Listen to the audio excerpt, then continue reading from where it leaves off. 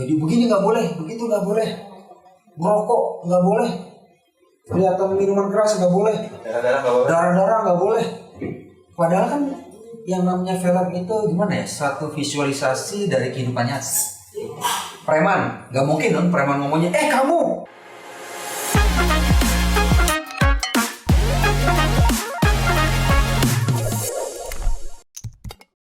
Kali ini gue mau ngebahas putar perfilman nih, khususnya aktor, fighter.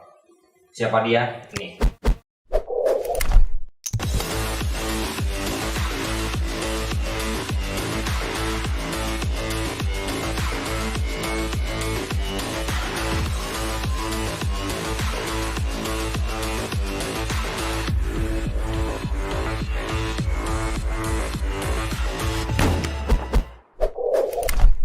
Halo Bang.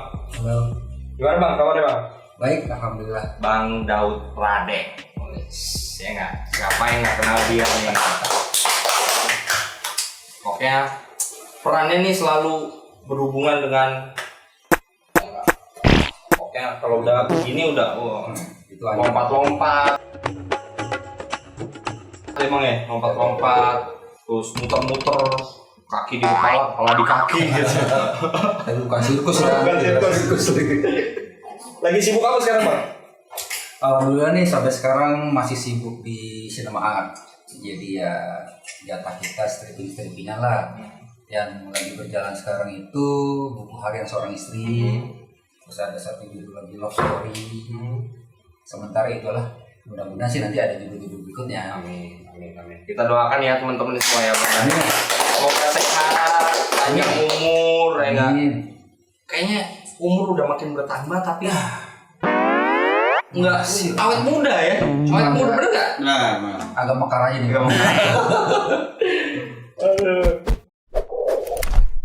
Bang, mau tahu nih kenapa memilih genre action daripada drama gitu Bang? Nggak tahu ya, kalau aneh tuh dari dulu memang kan dari kecil doyan bela diri, dan dari kecil juga sama bokap selalu diajak nonton film-film action. Jadi secara alamiah itu nggak tahu kenapa aneh kalau ngeliat film action tuh hidup gitu loh. Bukannya berarti nggak nolak drama ya, tetap drama itu penting karena dalam film action pun pasti ada dramanya kan. Cuma nggak tahu kenapa begitu pada saat lagi ngejalanin action itu tadi ada bilang hidup jadinya gitu loh. Gak ada bosannya. Apa pernah main film horor Bang? Pernah dulu sekali, sebetulnya bukan horor ya itu jatuhnya ya. Maaf salah, kalau dibilang horor berarti bukan. Apa Itu tuh? kayak thriller, suspense gitu. Jadi kita pembunuhan, dendam, tapi cara penggarapannya itu agak sedikit sadis gitu. Jadi jatuhnya thriller kayaknya sih. Nah, kalau di bidang abang nih, apa ada keahlian khusus Bang untuk menjadi fighter? Ya itu sih udah pasti, Mas Dwi. Karena di action itu otomatis kan gede banget tuh. Jadi kita dituntut memang punya basic bela diri. Nah, karena saya lebih banyak ke film-film modern, jadi nggak spesifikasi kayak misalnya kalau klasik silat apa kita nggak. Jadi genrenya itu berantem jalanan, action modern. Jadi bela diri apapun masuk. Gitu ya. Dari tahun berapa Bang kira-kira Bang abang menggeluti di bidang fighter ini Bang? Kalau saya seingat saya waktu itu saya mulai action itu tahun 2000. Itu sinetron ya, bukan film ya, maaf. Pertama kali saya syuting sinetron itu bareng Ari Bowo, Dede Yusuf, itu judulnya Darah dan Cinta. Itu full action tuh. Full action. Pembunuh yang sadar, yang insaf, tapi dia berusaha untuk kembali ke jalan yang benar itu banyak hambatan-hambatannya. Dari rival-rivalnya yang dulu, dari geng-gengnya yang dulu, termasuk bosnya yang nggak terima kalau dia itu jadi orang baik. Nah, itu konfliknya.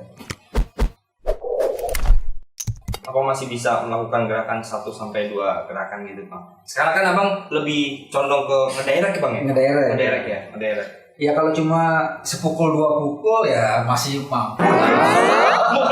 Masih deg-degan nih. Kalau dipukul lebih ya? Kalau kagak bisa kan nanti ngasih contoh ke pemainnya kan gimana? Iya, Jadi ya betul. sedikit skill itu harus tetap diasah sih. Tapi jangan nyuruh salto-salto ya. Enggak lah. Pinggangannya ngeretak. Bang, abang punya sekolah khusus nggak untuk sekolah vektor gitu? Kalau sekolah khusus sih nggak ada. Jadi dulu waktu pertama kali terjun ke ke sinetron, kita memang dilatih tuh sama ada mentor kita, namanya almarhum Pak Alip, dan beliau itu memang besar di perfilman Hongkong. Jadi kita dilatih gimana fighting film itu, gimana reaksi jatuh-jatuhnya aman, sakit sih sakit tapi aman lah kalau tidak. Terus gimana reaksi, ada memang. Cuma kalau sekarang ditanya apakah ada sekolah khusus, kayaknya sih nggak ada ya. Kelemahan di kita tuh gitu, nggak kayak di luar, di Australia, di New Zealand, di Amerika sendiri, di Eropa sendiri ada tuh sekolah memang khusus stuntman, khusus untuk stuntman.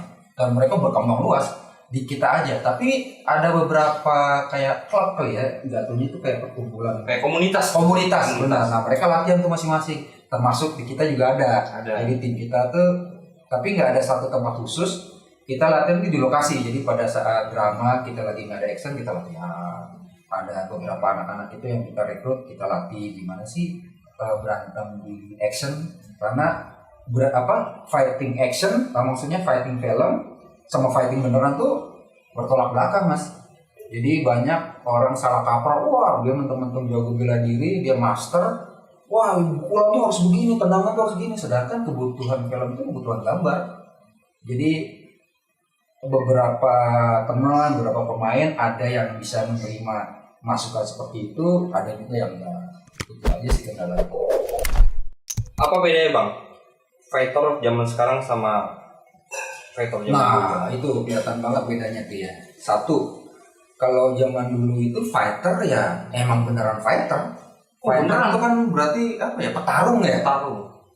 Kalau zaman dulu tuh saya masih sempat ketemu lah sama senior-senior yang dulu tuh waktu tahun 2000-an tuh. Mereka memang jago-jago bela diri, memang mereka keluar dari suatu perguruan bela diri tertentu, dan mereka rata-rata memang jago berantem, maksudnya berantem beneran di jalanan gitu. Jadi secara mental mereka memang beda. Sedangkan anak-anak yang sekarang, karena mereka tahu tujuannya itu ke entertainment, untuk bikin film, mereka sekedar latihan buat film tuh begini, latihan salto-salto, tapi secara mental, ya mereka mentalnya juga bagus. Tapi kalau dibuat perbandingan, mental fighter-fighter yang dulu tuh lebih. Jadi mereka melakukan adegan-adegan yang berbahaya, mereka melakukan adegan-adegan yang sulit, yang resikonya lumayan, mereka nggak terlalu pikir panjang gitu.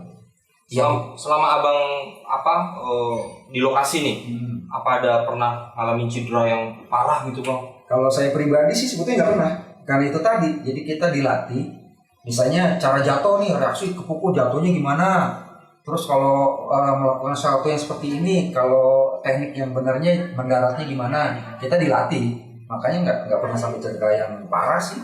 Paling kalaupun ada kejadian itu jarang, paling keselio gitu aja. Apa pernah acting dengan artis luar negeri bang? Kalau sama artis luar negeri, karena mentor saya itu orang Hongkong, bukan orang Hongkong, maksudnya dia besar di Hongkong. Saya sering ketemu, pernah ketemu sama Sanipang. Tapi Sanipang itu sebetulnya bukan orang Hongkong, orang Singapura, dan itu orang baru. Kalau sekarang terkenal dia memang. Dulu awal-awal Sanipang sebelum di film yang latih kita loh. Timnya Pak Alip. Iya. Nah kayak Andy Lau, saya pernah ketemu sama Choi Yun Fat. Mungkin orang-orang lama tahu Choi Yun Fat. Terus ada beberapa pemain-pemain klasik Hongkong kayak siapa ya namanya ya? Gordon Liu. Itu sempat main di film apa ya gitu. Lupa saya yang pemainnya cewek pakai baju serbak kuning. Ya pokoknya itulah beberapa lah saya pernah ketemu sama itu pun karena sutradaranya, karena mentor saya itu kenal sama mereka, jadi kita syuting ke Hongkong, lawan mainnya mereka Colin Chow. Pasti kenal tuh yang nonton Matrix tuh, ada orang Cina Colin Chow tuh sama dia. Ada penolakan nggak bang dari keluarga selama ini di profesi abang yang abang tekunin? Awal-awal memang ada, karena sampai sejauh ini sampai yang saya tahu rata-rata cara berpikirnya orang tua Indonesia kan tolak ukur kesuksesan anak itu dari sekolah. dan itu benar karena memang itu pengetahuan yang kita dapat secara akademik itu perlu. Tapi menjalani hidup itu tergantung nasib juga sih ya. Buktinya saya walaupun sekolah saya masih cuman ya dasar-dasar, tapi saya masih bisa hidup kok, masih bisa ketawa, kita ketemu kan. Jadi ada penolakan dari orang tua dulu, ada nggak setuju lah. Tapi begitu seiring waktu berjalan lihat anaknya ya fine aja dan ya lumayan lah bisa kebeli ini kebeli itu, ya akhirnya mereka sadar oh tidak anak ini. The passion di sini. The passion di situ. Pengalaman apa bang yang didapat selama abang berprofesi di bidang fighter? Pengalaman yang menarik itu hal-hal yang mungkin nggak bisa saya dapat ya kalau nggak di film. Satu, kita sering di luar negeri. Keliling Eropa, Hong Kong, Cina, Australia, Yaman. Nah, kayak masalah Vietnam. Nah, masalah saya nyobain jet ski, ngendarain kapal yak, uber-uberan di laut, tabrak-tabrakan, mobil tuh serempet-serempetan sampai terbalik sampai meledak. Jadi banyak nambah wawasan lah kalau gitu ya. Menurut abang, apa fighter di Indonesia bisa bersaing dengan fighter luar negeri bang? Menurut abang pribadi? Kalau secara skill mestinya bisa ya. Tapi balik lagi dari pihak produser, dari pihak sutradara yang mungkin merasa, weh itu tuh ada orang luar yang bisa begini karena filmnya ngetop. Akhirnya mereka panggil mereka. Padahal mereka lupa anak-anak bangsa ini banyak yang bisa kayak mereka. Betul. Kepercayaan itu aja yang masih belum. Dan memang jadi kasihan karena begitu kita ngambil fighter-fighter dalam negeri, mereka berpikir ya kalau beli barang murahan.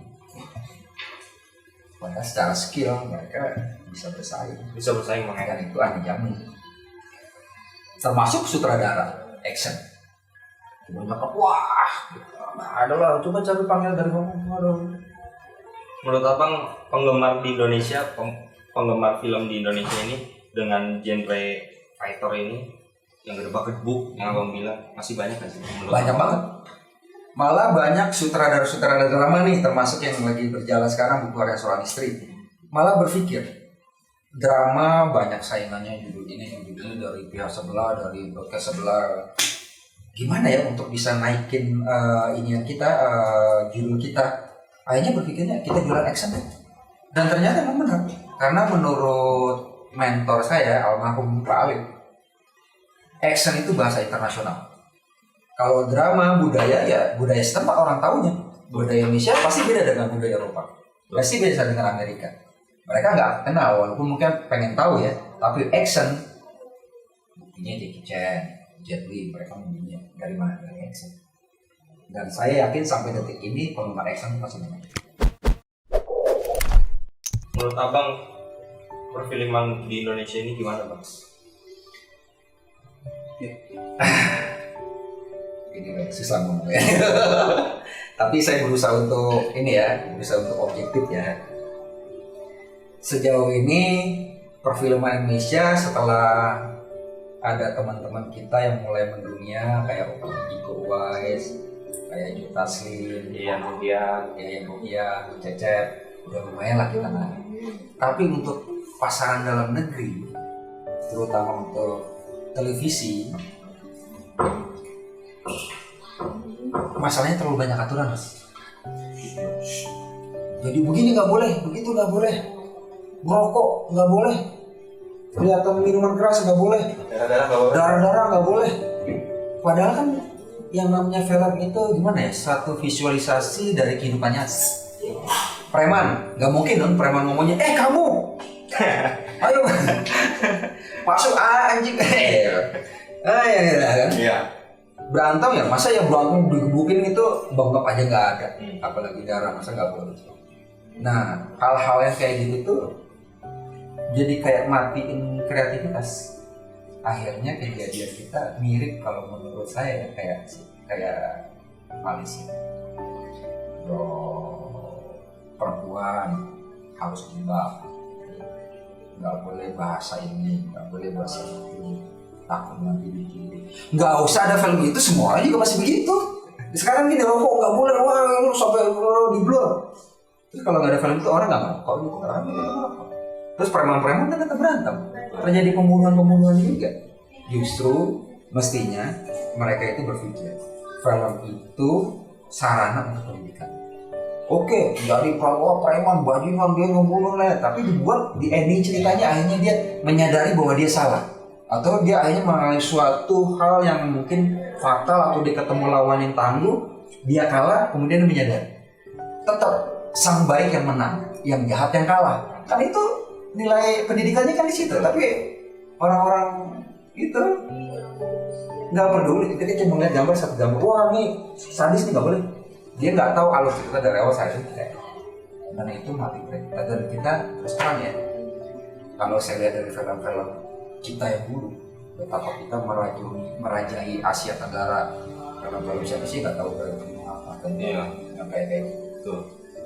Kemarin kita bisa nggak usah ngomong sama Hollywood, sama Bollywood. Bollywood itu dulu kita ceng-cengin bisa-bisa, film apa gitu. Sekarang mereka di atas kita.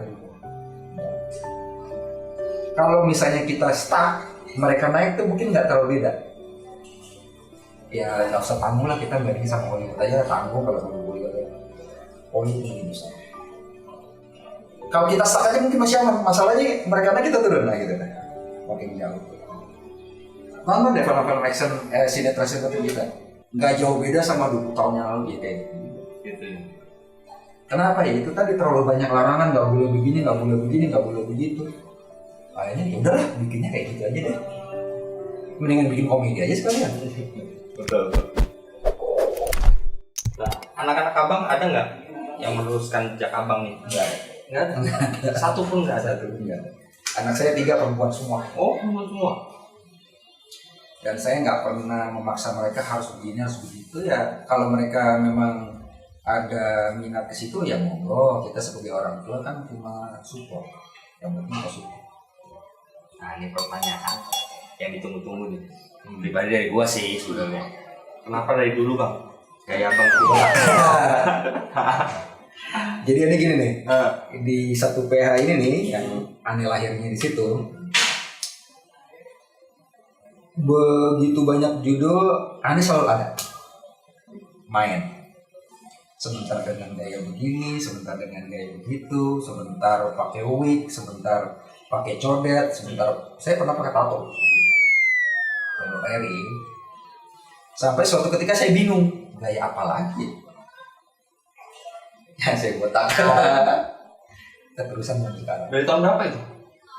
2008 atau 2009. Ada satu judul itu sinetron judulnya Garam Membara, pemainnya Asti Ananta, Marcelino, Dodi Kusuma, Martin. Nah itu saya kebingungan karakter apa saya kebingungan. Saya memang terkenalnya Bang Daud Radek ini memang dengan gayanya kepala pelontos ya. Sampai sekarang. Bang Daud Radek memang kepala pelontos. Dulu pakai kumis ganteng banget bang.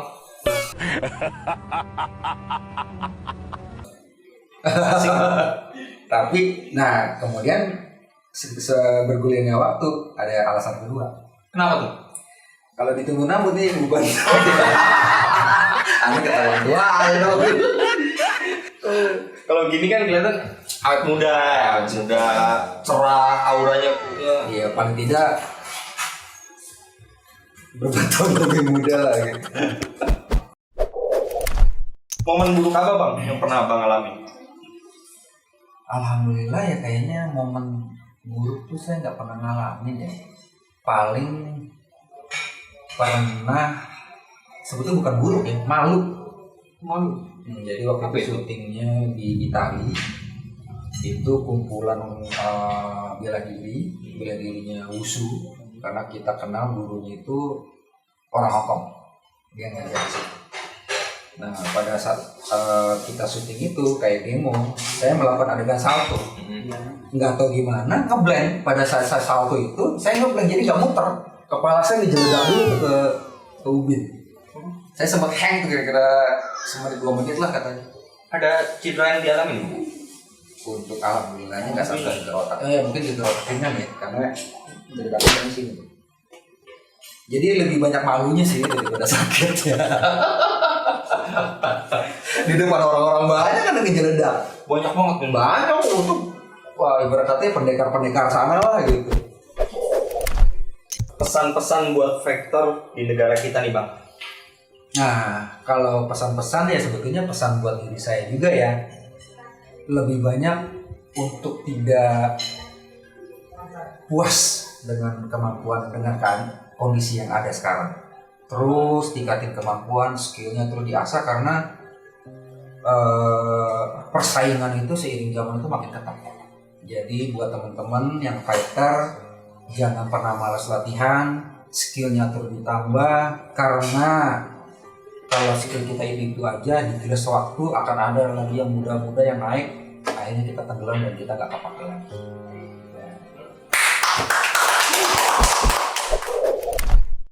Kira-kira kalau untuk ada tawaran main, pengen nggak sih Bang?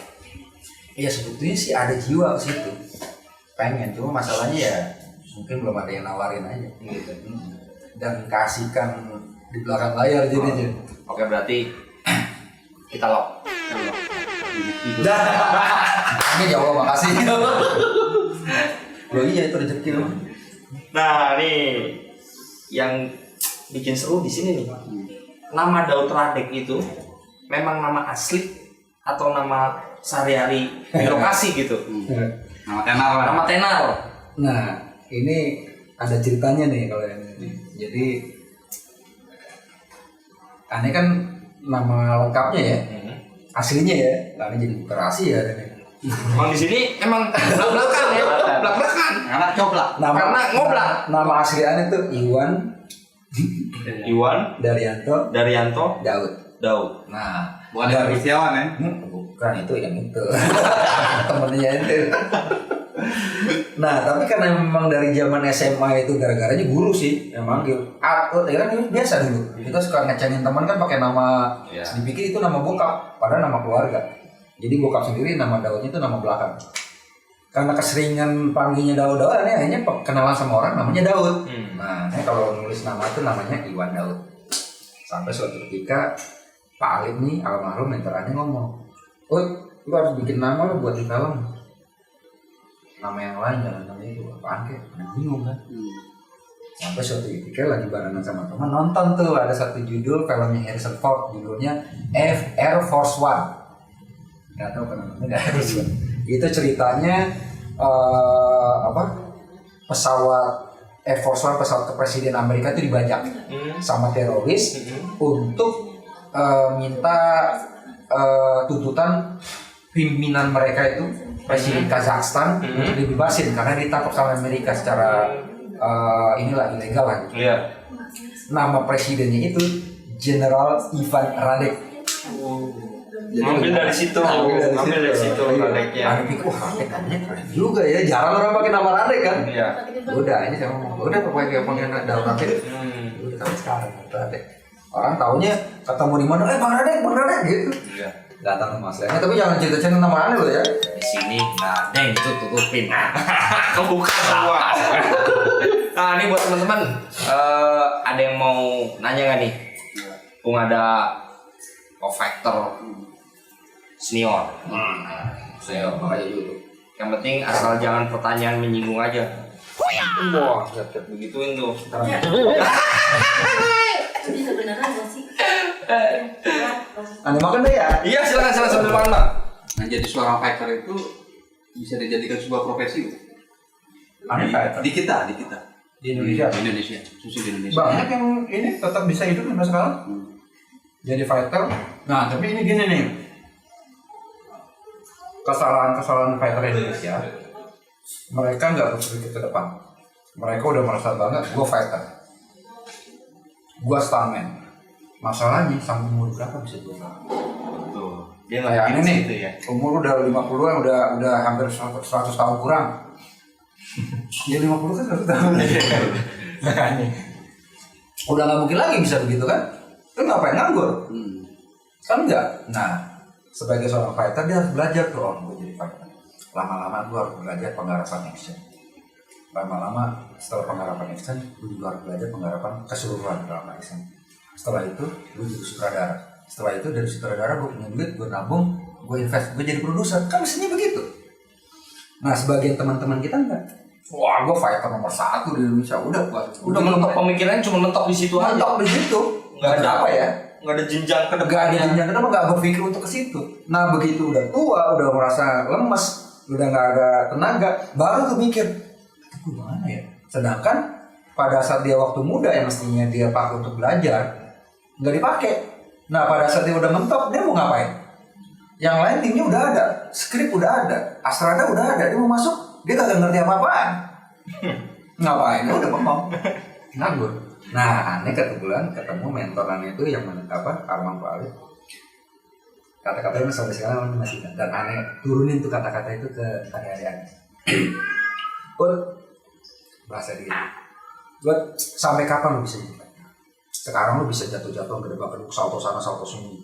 Nanti umur 40, 50 masih bisa. Terus kalau lu nggak bisa, kan nganggur. Lu harus pelajari tuh kamera, editing, penyutradaraan, lu harus pelajarin. Masih keren. Kenapa? Aneh juga nyadarin mukanya pas-pasan. Jadi pemain juga pemain kiloan kan. Kalah. Kiloan dong. Banyak pemain muda yang ganteng-ganteng yang keren-keren. Nah, terus ya udah bikin. Nah dari situ aneh berpikirnya udah enggak. Tapi main tetap. Main ya apa ya kayak bonus ya. Tapi pemikiran kedepannya penggarapan. Dan itu buat teman-teman ya mohon dipikirkan baik. Selama saya perhatiin nih Bang Daud, yang film-film Bang Daud udah ribuan film sinetron saya tonton. Kenapa sih selalu jadi penjahat Bang Daud? Antagonis mulu, kenapa nggak pernah jadi papa-papa romantis? Jadi juga. Apa tuh? Kenapa Bang Daud? Jawabannya begini, coba perhatikan dulu. Apa karena tuntutan? Pertanyaannya mana yang mau nanya itu? Saya mau nanya. Masalahnya penjahat mulu gitu. Sinetron kayak film kayak. Kalau nanti kan Uni ya sebenarnya ya. Ngikutin sampai selesai. Ibunya Film sinetron yang masih yang kemarin darah membara gitu. wah, berarti nonton Darah Cita dong, Bu. Lah itu ibu mah makanya pas ibu lihat, dia itu kan pengen jadi penjahat mulu. Tapi saya orang baik-baik kok. Iya. Saya doang, ada mah pasti baik. Itu kan cuma diperan. Karakter. Masalahnya mau nyobain peran baik gak dapat kenapa? Mukanya tombol. Bukan sesana tinju ya. Iya. Mas saya aja sempat kalau dia main ya Iya. nonton jadi. Terus sempat sama dia tuh, mas saya pernah kagak ada almarhum. Oh, Udah almarhum mas saya. menurut Neo nih, nah sekarang kan udah ketemu aslinya nih. Iya. Sama nggak sama yang lagi acting? Beda banget. Baik ya? Kalau muka iya, Oh, iya. sama. Nggak berubah ya, Bang? Cuman kalau cara ngomong mah beda banget. Kalau lain-lain. Aslinya gimana? Aslinya, Oh? Aslinya mainin kali ya? Iya. Aslinya gini. Iya. Baik kalau aslinya. Baik ya. Kalau main mah jadi asal. Kesel ya? Hah? Kesel ya? Iya, selalu kalau enggak ya. Ibu kalau nonton sinetron apa sih bang yang itu yang Ari bawa apa bang? Darah dan Cinta. Itu kan Ari bawa mah baik itu ceritanya Ari bawa mah Ari jahat mulu emang bener. Ibu mah nonton sampai selesai itu. Sampai lama tuh itu nonton. Berarti berhasil, Bang? Berhasil. Berhasil. Orang aneh sempat digebukin sama mama. Oh iya jalanan. Oh ini yang Sampai ke bawah gitu ya. Sampai ke bawah begitu. Berhasil berarti. Berhasil. Kenapa punya anak buah banyak? Gitu ya. Kayak kan kalau lagi acting kan punya anak buah banyak ya biasanya bulan gitu. Iya kan ngeroyok terus di kafe ya kan sama ciwi-ciwi ya kan. Itu tuntutan nas. Oh. Motor tuh. Apa tuh? Yuk. Akhirnya kita yuk. Take action yang paling lama tuh gimana tuh? Action yang paling lama. Take-nya sampai diulang-ulang. Tergantung pemainnya, tapi ada satu pemain yang pernah siapa ya waktu itu ya. Saya nggak usah sebutin namanya, gak enak ya. Iya. Sampai 20 kali take nggak jadi-jadi. Padahal gerakannya simpel. Ya ulang lagi mau nggak mau. 10 kali. 20. 20 loh. Tapi itu ya waktu zaman weekly ya. Kalau stripping sekarang ya harus diakalin. Gimana caranya? Nggak harus maksain dulu. Saya paling terkenal bisa ngakalin. Kali nih. Iya, ya namanya film kan akal-akalan. Kelakalan ya. Nah ini buat yang bentar lagi mau merit nih, editor kita juga nih. Kang Aduy. Nah, ini editor Kang Aduinya. Kalau udah ngedit nggak kenal waktu, nggak kenal jam. Wah, Dan nggak kenal orang. Wah, ini repot. Ingetan kadang hilang juga. kalau udah ngedit begini, Doi, udah kelar belum? Siapa ya? Ngeri nggak begini fokusnya? Ngeri nggak? Tapi sama diri sendiri masih kenal kan? Masih. Ada pertanyaan buat Bang Daud Ladek. Nih, ada nggak? Coba, ada yang perlu ditanyain nggak? Bapak mau nanya nih bapak nih. Ah, Bapak boleh masuk kan bapak? Pak, ada pertanyaan buat abang fighter kita nih. Nanya umpan mancing nih kan. Beda konsep itu, aduh. Nggak apa-apa. Bagaimana fighter tanya mancing? Apa yo? Itu selama syuting berantem bang, pernah kena pukul beneran gak bang? Pernah. Tapi jarang. Tapi pernah ketemu sama pemain yang memang dia nggak punya basic dan nggak tahu, belum pernah syuting action maksudnya. Kita ajarin jaraknya segini ya, jaga jarak. Gue saking mungkin excited banget kali ya. Udah ngedekat aja, ketampol Pak. Tapi ya kita paham lah dia nggak apa, dia nggak bisa. Sering lah, ketendang beneran. Tapi kita maklum. Asal jangan keseringan. Bukan kampus, sebelum kampus sudah ada dulu banyak. Kalau yang Roger itu preman kampus, yang motor-motoran. Neo ngelihat yang sama Ari Wibowo. Iya itu. Aribo, Darah dan Cinta, Darah dan Cinta. Iya itu dia. Ibu memang itu Tahun nonton 2000. terus kagak pernah ketinggalan. Mantap. Jakarta penjahat juga ditonton terus.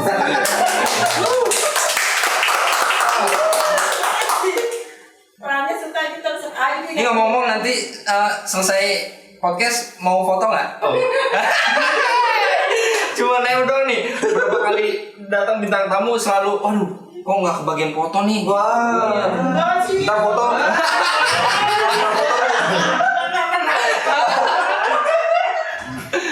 Gak apa-apa ya bang. Ya lah iya kagak apa-apa lah. Cek bebek ya bang. Iya, sumuran. Nah, buat abang editor nih Kang Aduy nih, ayo. Ini kan sebagai editor nih, ada yang mau ditanyain nggak?